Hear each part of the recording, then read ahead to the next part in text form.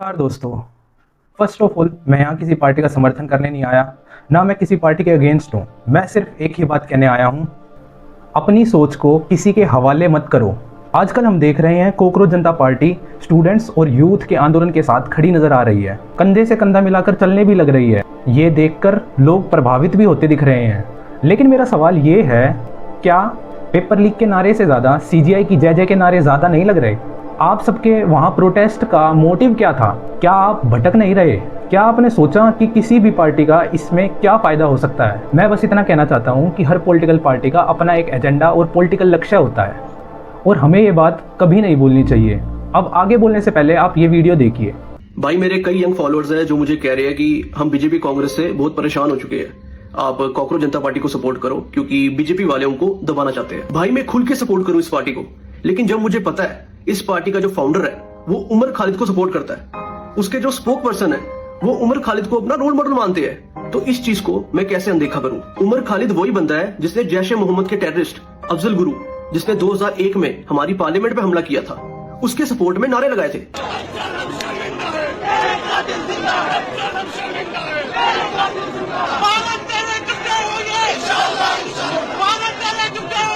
उमर खालिद वही है जिसने हिजबुल मुजाहिदीन के टेररिस्ट बुरहान वानी को शहीद कहा था। बुरहान वानी जिसकी वजह से 2016 के दंगे हुए थे जम्मू कश्मीर में, 15,000 से ज्यादा लोग और हमारे आर्मी के जवान घायल हुए थे। कश्मीर की इंडिया से आजादी मांगने वाला आपका रोल मॉडल हो सकता है, मेरा नहीं।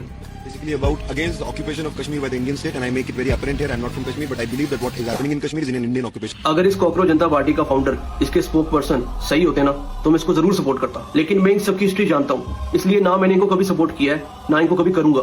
बाकी दिल्ली में जो ये रैली करने वाले हैं वो जो सीएए प्रोटेस्ट हुए थे उसकी जैसी होगी, वायलेंस भी होएगा, लोगों की जान भी जाएगी, क्योंकि इन्होंने सिर्फ पार्टी बदली है, टूल की टिंकी अभी भी सेम है। इस वीडियो में जो इन्फॉर्मेशन दी हुई है उसके हिसाब से अगर आप सब लोगों का माइंड हाईजैक हो गया तो देश के लिए बहुत बड़ी समस्या वाली बात हो सकती है। अगर कोई पार्टी हमारे साथ खड़ी है, हमारे मुद्दे उठा रही है, हमारी बात कर रही है, उसका स्वागत करना चाहिए, लेकिन साथ ही हमें अपने विवेक को कंट्रोल में रखना चाहिए।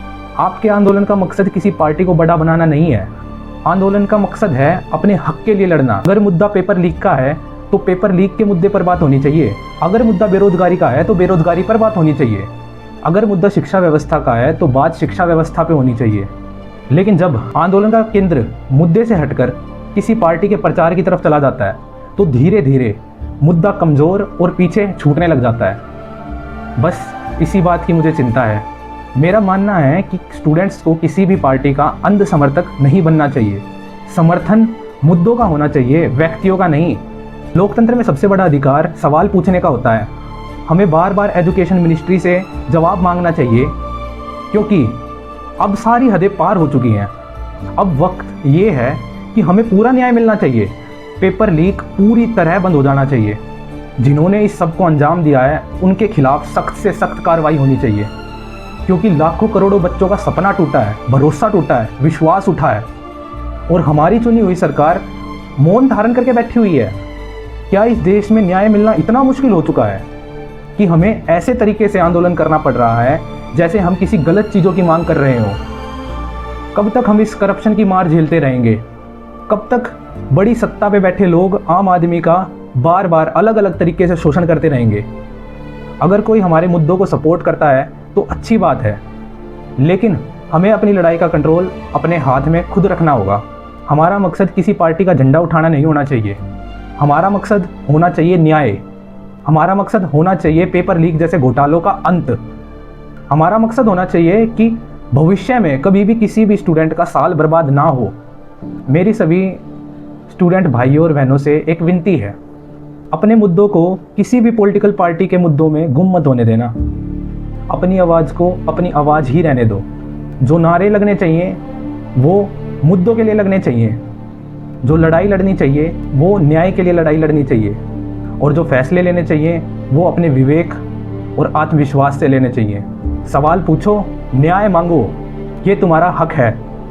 जब तक न्याय ना मिले अडिग रहो और फिर फैसला करो। मैं आज भी स्टूडेंट के साथ हूँ, मैं आज भी न्याय के साथ हूँ और हमेशा रहूँगा। न्याय ही मेरा परम धर्म है, और जब तक असली मुद्दे का समाधान नहीं मिलता तब तक आवाज़ उठानी बहुत ज़रूरी है। आवाज़ बिल्कुल भी दबने मत देना अपनी। बस एक बात याद रखो, किसी भी पार्टी से बड़ा तुम्हारा हक है, किसी भी नेता से बड़ा तुम्हारा न्याय है, और किसी भी राजनीति से बड़ा सच है। इस मिशन में साथ दें, इस चैनल को सब्सक्राइब करें। धन्यवाद। जय श्री राम।